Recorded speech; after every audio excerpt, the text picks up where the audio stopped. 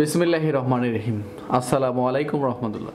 আশা করি প্রত্যেকে ভালো আছেন। আমরা পূর্বের যে আলোচনা করেছিলাম সাক্ষ্য আইনের অর্থাৎ সূচি পর্ব 1-এ আমরা সাক্ষ্য আইনে যে সকল প্রশ্ন এসেছিল অর্থাৎ আমরা সাক্ষ্য আইনে যে সকল প্রশ্নগুলো পরীক্ষা আসার সম্ভাবনা রয়েছে আমরা অর্থাৎ সাক্ষ্য আইনের দ্বিতীয় পর্বে আমরা আজকে প্রশ্নগুলো দেখছি। এই প্রশ্নগুলো খুবই গুরুত্বপূর্ণ, আপনারা অবশ্যই ভালো করে পড়ে নেবেন। তাহলে প্রথম প্রশ্ন দেখা যাচ্ছে যে ইঙ্গিতবাহী প্রশ্ন ও বৈরী সাক্ষী থেকে কী কী প্রশ্ন এসেছে।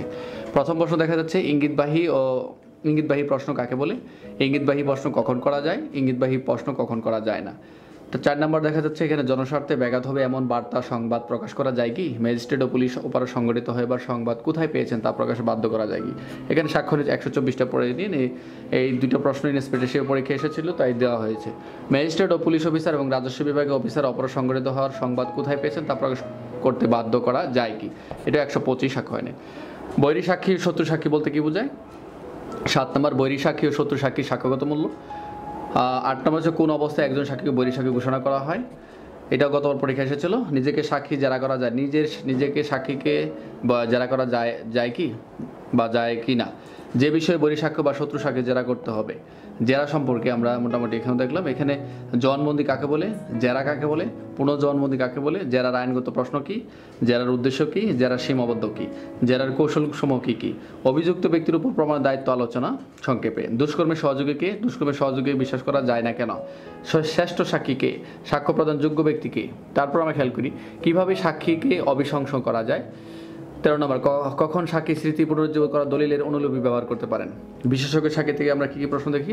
বিশেষজ্ঞ সাক্ষী কাকে বলে, বিশেষজ্ঞ সাক্ষীর সাক্ষ্যগত মূল্য কী, হস্তলিপি প্রমাণ পদ্ধতি কী, প্রমাণের দায়িত্ব কাকে বলে, মামলা প্রমাণে কতজন সাক্ষীর প্রয়োজন। তারপর হচ্ছে যে ব্যক্তি 30 বছর অজ্ঞাত আছে তার মৃত্যুর প্রমাণের দায়িত্ব কার, এটা হলো সাক্ষ্য 107 ধারা। এবং যে ব্যক্তি সময় 7 বছর যাবৎ কোনো খোঁজখবর পাওয়া যায় নাই সে ব্যক্তি জীবিত আছে তার প্রমাণ দায়িত্ব হচ্ছে 108 ধারা।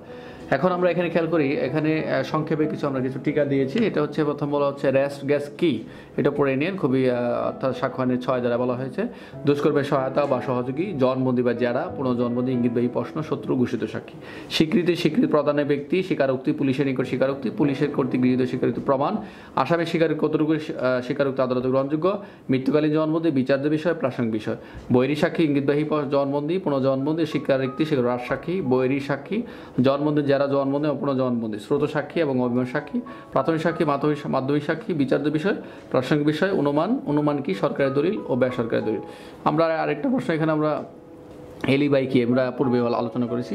তাহলে আমরা অর্থাৎ সাক্ষ্য আইনের যে সকল প্রশ্নগুলো আসার সম্ভাবনা রয়েছে অর্থাৎ এই প্রশ্নগুলি আমরা চেষ্টা করেছি মোটামুটি অর্থাৎ সাজেশন পর্ব হিসেবে নেওয়ার জন্য, অর্থাৎ সাজেশন পর্ব এবং প্রত্যেকের যারা এবার পরীক্ষার্থী বা যারা পরীক্ষা দিবেন অবশ্যই সাজেশন অর্থাৎ সাক্ষ্য আইনের যে পর্বগুলো 2টি পর্ব করেছে অর্থাৎ পর্ব 1 পর্ব 2 আপনারা প্রত্যেকেই এই পর্বগুলো অবশ্যই ভালো করে দেখে নেবেন। আর যারা এই প্রশ্নগুলো যাদের কোনো সন্দিহান বা কোনো সমস্যা থাকে আমাকে অবশ্যই কমেন্টে জানাবেন, আমি চেষ্টা করবো এই উত্তরগুলো দেওয়ার জন্য। আরেকটা বিষয় হচ্ছে এই প্রশ্নগুলো অবশ্যই আমরা আলোচনা করব, এতে কোনো নার্ভাস ফিল বা কোনো হতাশার কোনো বিষয় নেই, আমরা চেষ্টা করবো পর্যায়ক্রমে আলোচনা করার জন্য। তো আজকের এই সাক্ষ্য আইনের পর্ব 2 থেকে বিদায় নিচ্ছি। প্রত্যেকে ভালো থাকবেন। আসসালামু আলাইকুম ওয়া রাহমাতুল্লাহ।